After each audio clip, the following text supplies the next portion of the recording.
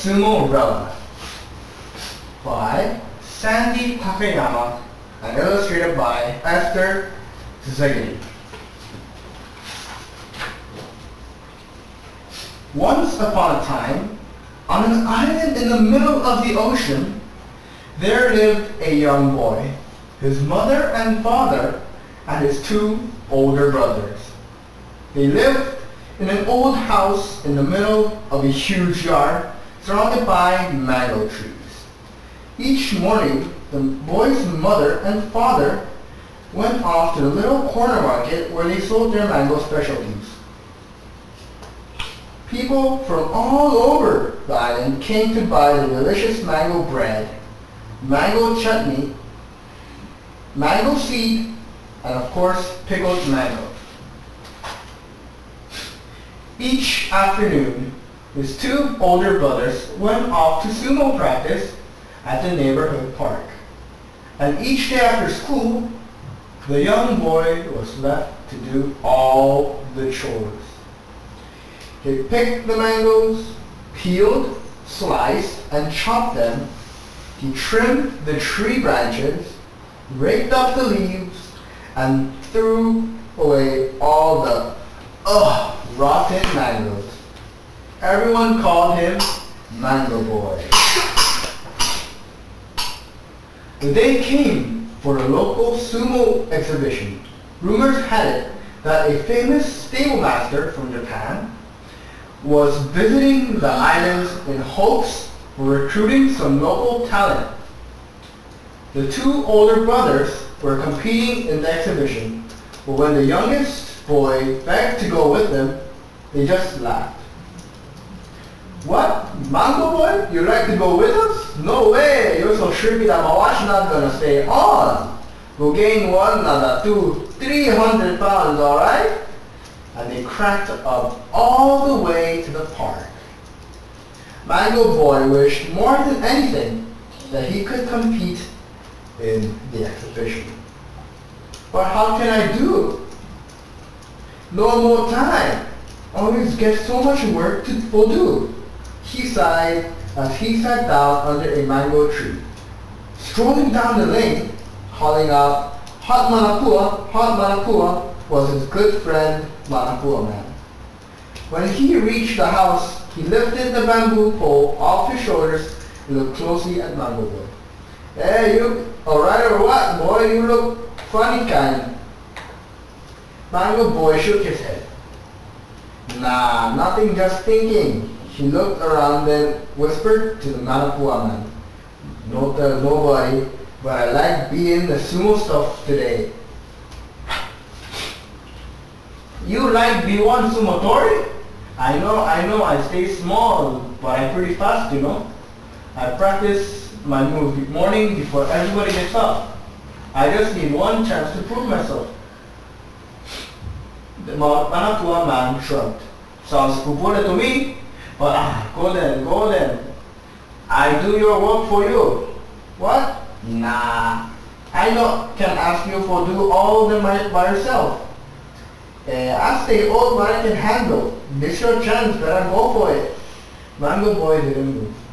"But I know more one Mawashi, and I don't know how to make my hair nice anyway." No worry, said the Manapua Man with a smile. "Just bring me one pumpkin, some mice, and one big rat." Mango Boy quickly gathered everything. The Manapua Man took a bite out of one of the manapuas and waved it in the air.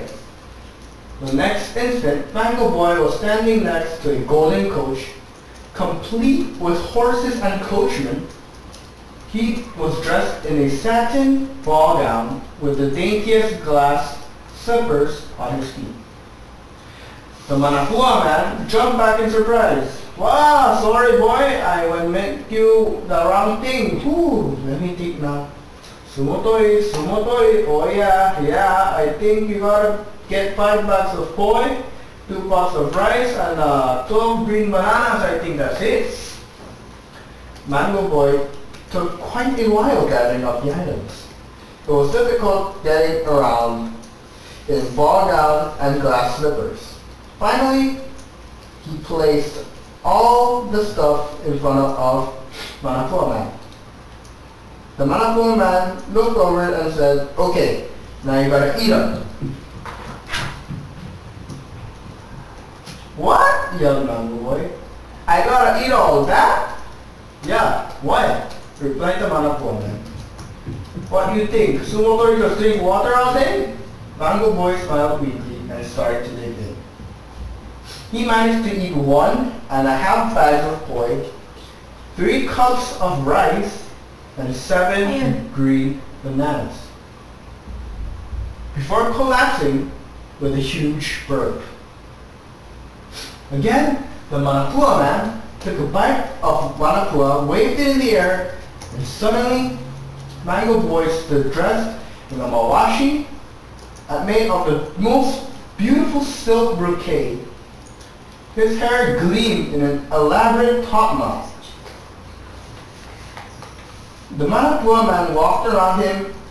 "You stay a little bit more tall, but still way too skinny. No can help though. You not eat all the stuff, that's why." "I don't care," said Mango Boy. "Good enough, good enough." "Thanks, eh?" As Mango Boy turned to run to the exhibition, the Manapua Man yelled, "Oh yeah, I almost forgot. From now on, you Sumorella, not Mango Boy. And don't forget come back by cow time, or your mawashi going to fall right off your offering." Sumorella made it just in time.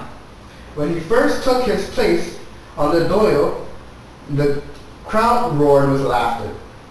But as the exhibition went on, and he continued to beat each of his opponents, the laughter turned into cheer. "Sumorella, Sumorella," they cheered. Soon, it was time for the final match. Sumorella's stomach began to growl as he grappled with the opponent, and he realized with alarm that it was almost cow time. With one last heave, he threw his opponent out of the dojo. Ooh! His mawashi fell off, but he kept on running. He escaped through his nearest exit, and when he reached home, he was himself again. Sumarella glanced around. All the chores were done, and the Manapua Man was just slipping the bamboo pole back onto his shoulders. Before Sumarella could say a word, the Manapua Man flashed a shaka sign and disappeared down the lane. At dinner that night, his brother could only exclaim about the skinny Sumotori who had won every match and then vanished mysteriously, leaving nothing behind but his mawashi. The stable master was going from house to house looking for the Sumotori who could fit into it. When the stable master arrived, the brothers tried every trick they knew to squeeze into the mawashi. They grunted and groaned, pulled and tugged, but they could not get a leg in it. The stable master was about to leave when he noticed Sumarella sitting in a mango tree. He bowed politely and said, "Come, gomen-nasai, perhaps you'd like to try on mawashi too?" "Ah, no bother with him," laughed his brother, "unless you like him wrestle one mango or something." But the stable master insisted. Sumarella climbed down from the tree. He tried on the mawashi, and to everyone's surprise, it fit perfectly. The stable master immediately invited Sumarella to come live in Japan and train at the finest sumo stable there. Sumarella worked hard and eventually reached the rank of Yokozuna. He became one of the most famous sumotori in Japan and was well loved by people everywhere. When he retired from sumo, he returned home and married a former Miss Hawaii, and he later became a trustee for one of the wealthiest private estates in the islands. And for the rest of his life, he never ever had to pick up a rotten mango again. Thank you. The end.